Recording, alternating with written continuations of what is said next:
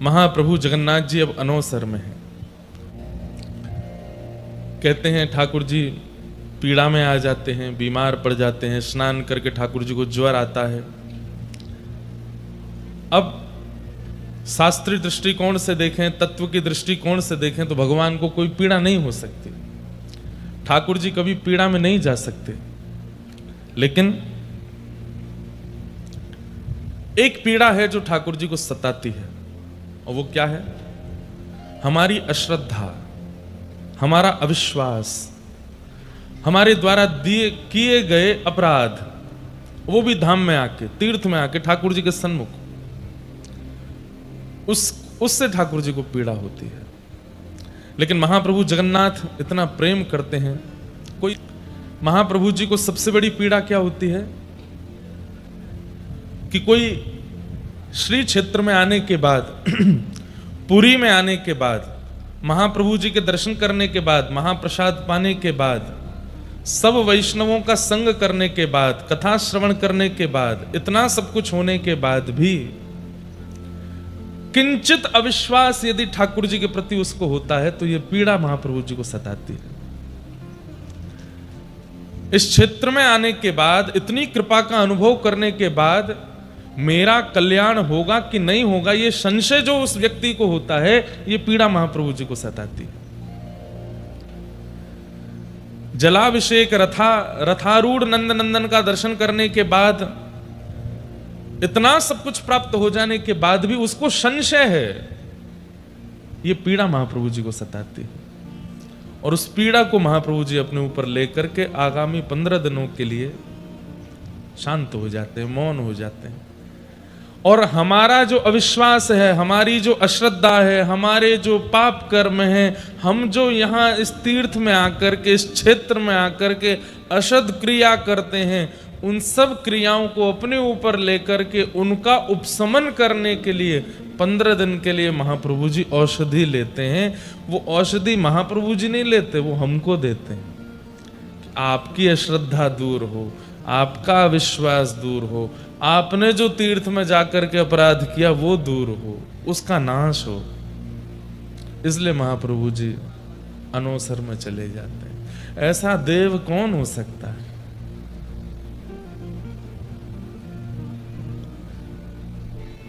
हे Krishna Dwarika वासिन quasi quasi महाभुज।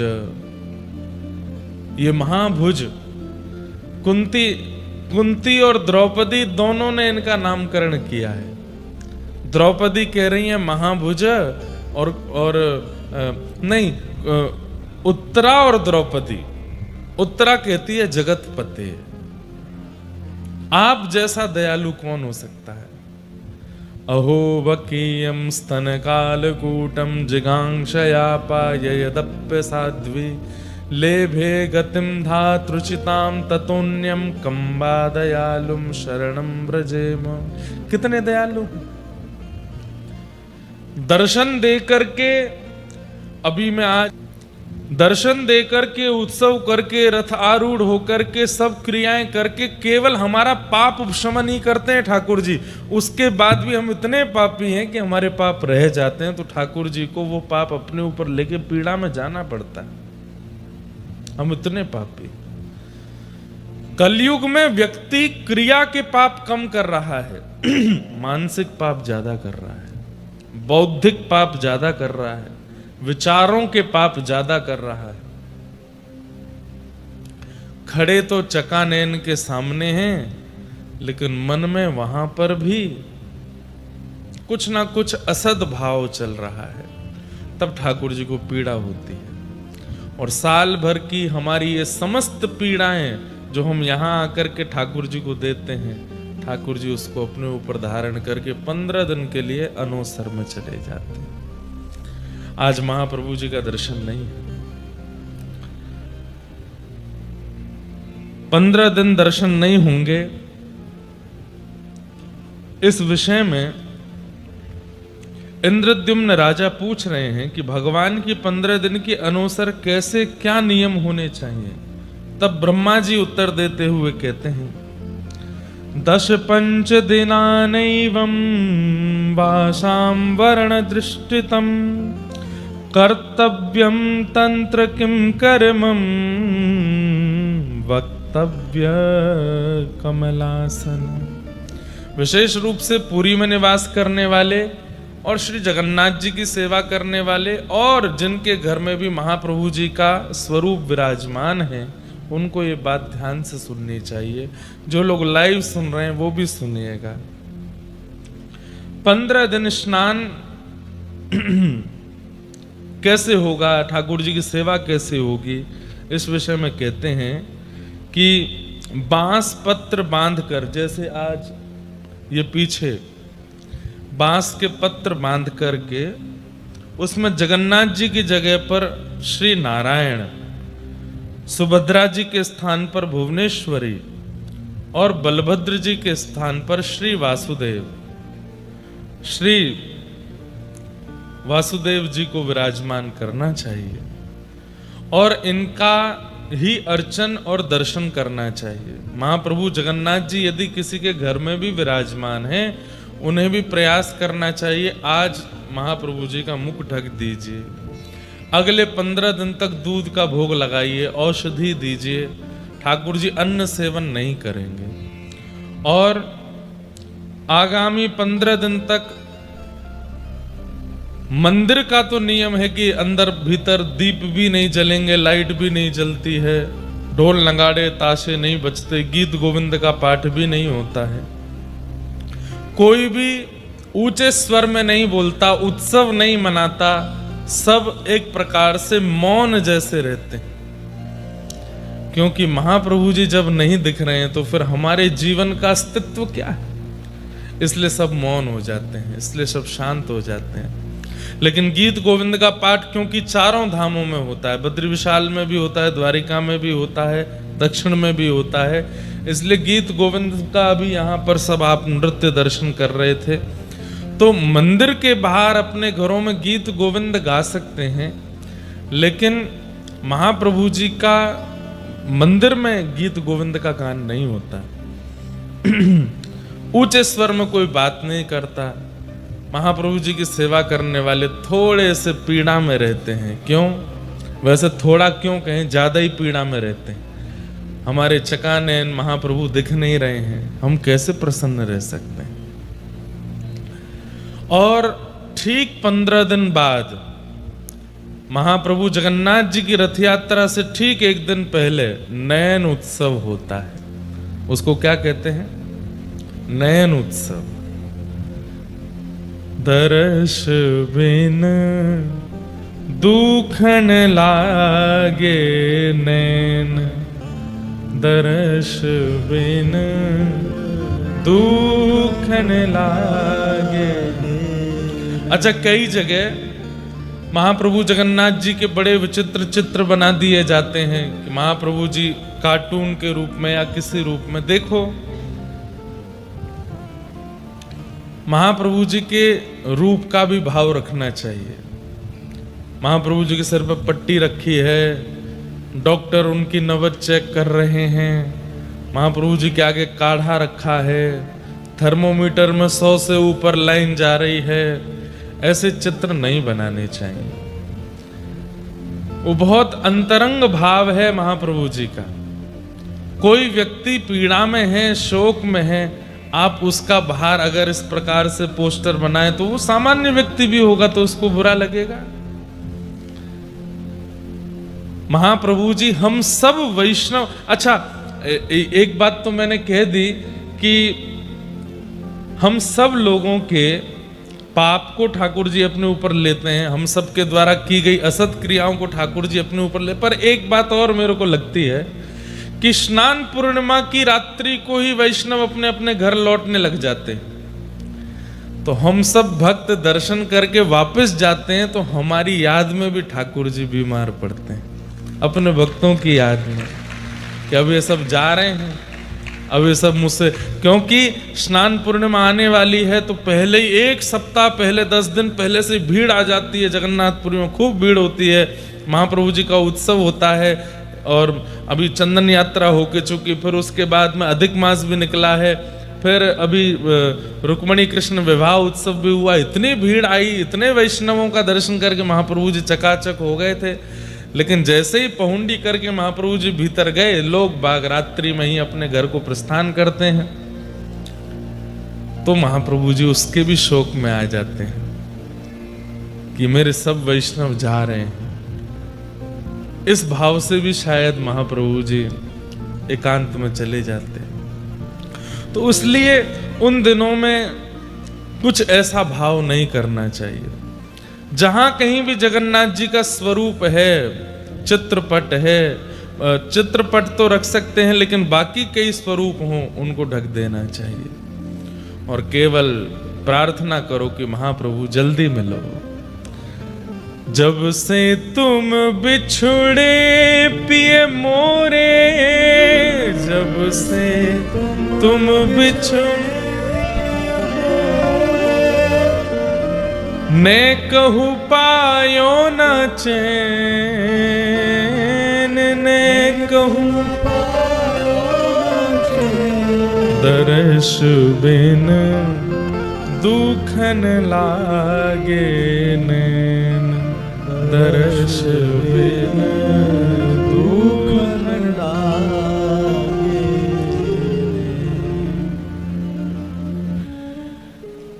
स्नातं मुरारिं य पश्येत् व्रजन्तं दक्षिणामुखम्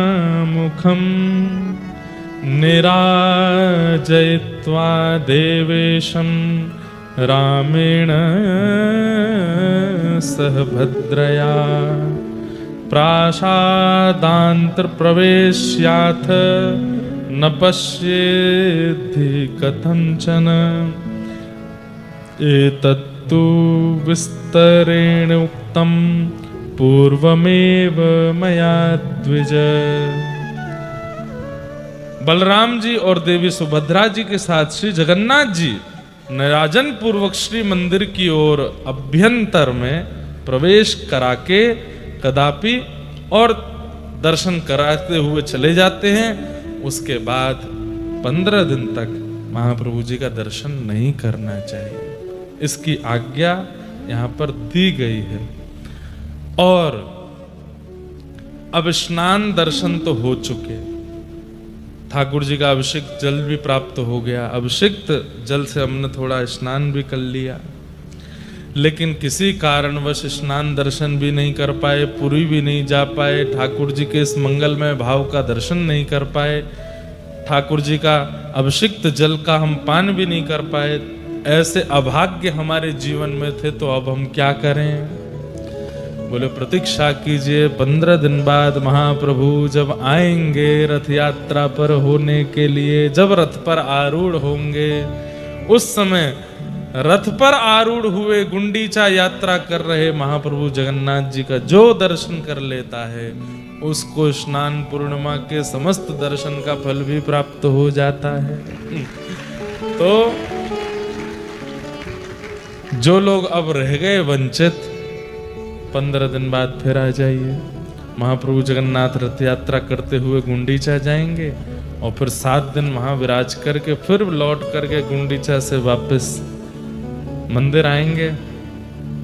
ठाकुर जी का ये मंगलमय दर्शन जो कर ले उसको भी फल प्राप्त होता है। आज महाप्रभु जी के दर्शन नहीं हो रहे हैं, आज केवल चित्रपट में ठाकुर जी का दर्शन हो रहा है। श्री ठाकुर जी वापस मंदिर की ओर प्रस्थान कर रहे थे। मैं तो सुबह पूछा कि महाप्रभु जगन्नाथ जी की पहुंडी कैसे हो रही थी, क्या हो रहा था? बोले महाराज जी सब रो रहे थे।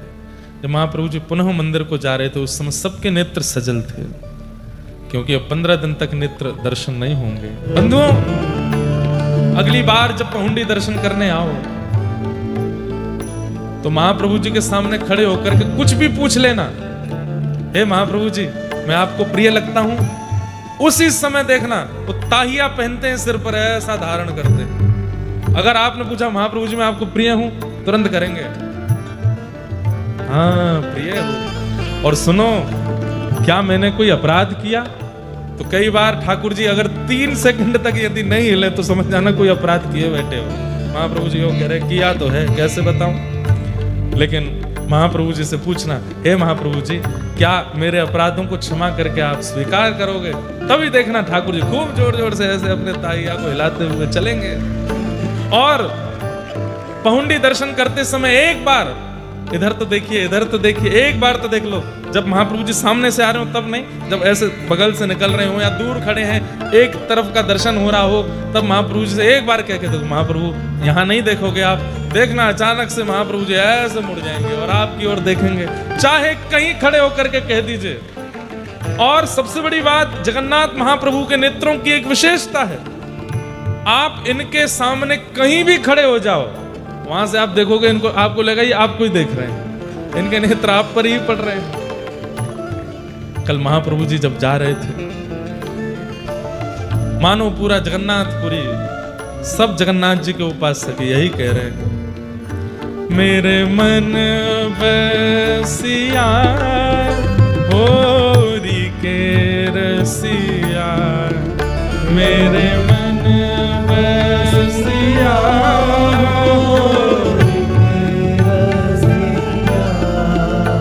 मेरे मन बसिया होरी के रसिया, मेरे मन बसिया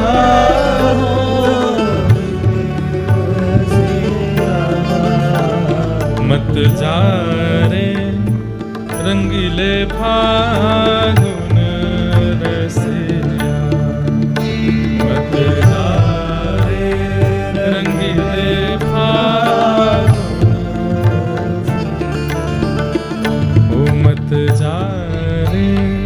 रंगीले फागुन रसिया, मत जा रे रंगीले फागुन रसिया,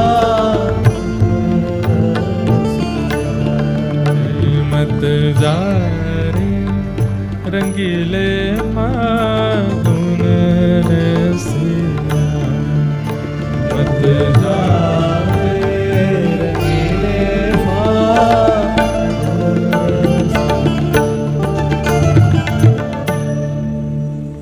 प्रभु जगन्नाथ की। लेकिन आप लोग चिंतित मत हो, 15 दिन व्यतीत होते ही महाप्रभु जगन्नाथ फिर प्रकट होंगे। प्रकट तो वे हैं ही, पुनः आएंगे, रथ आरूढ़ होंगे और रथ आरूढ़ होकर के फिर महाप्रभु जगन्नाथ जी गुंडीचा दर्शन करेंगे। हम सब लोग खूब प्रेम और भाव से महाप्रभु जगन्नाथ जी को प्रणाम करके अपने अपने स्थान को प्रस्थान करेंगे। हमें बोला गया कि महाप्रभु जी आज पीड़ा में है, तो कोई ऐसा कीर्तन पद मत गाइएगा जिसमें नृत्य हो, सब नाचें या कुछ। लेकिन दूर बैठे हैं महाप्रभु जी से, तो बस 2 पंक्ति इसी की गा देते हैं।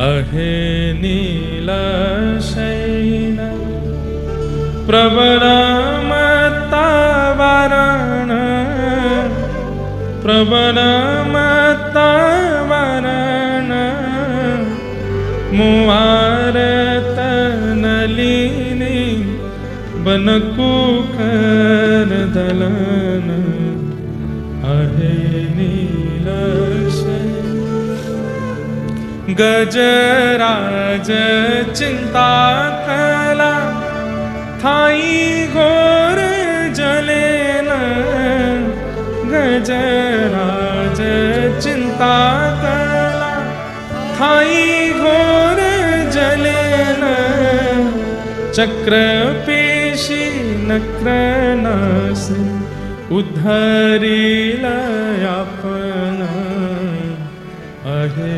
नीलशैन प्रबलमतावरण, मुआरत नलिनी बनकुकर दलन, कहे साल बेग हीन जाति रे मुयमन, कहे साल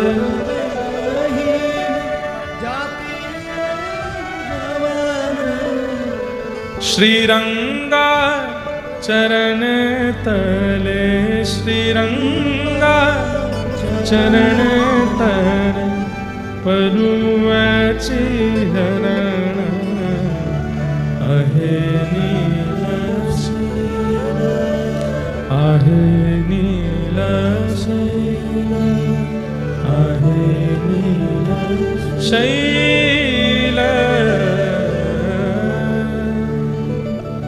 जय जय जगन्नाथ जगन्नाथ जगन्नाथ, रक्षमान जगन्नाथ। गाइए।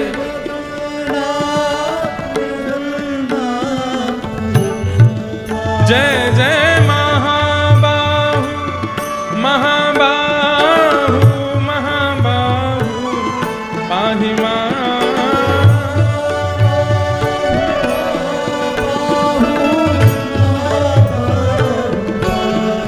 जय जय जगन्नाथ जगन्नाथ जगन्नाथ, रक्षमा।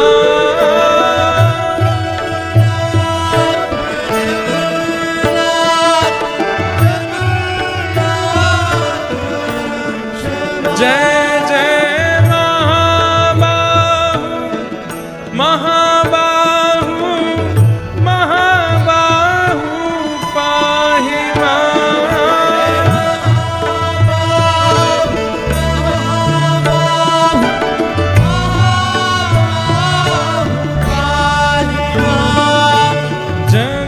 जगन्नाथ जगन्नाथ जगन्नाथ, रक्षमा।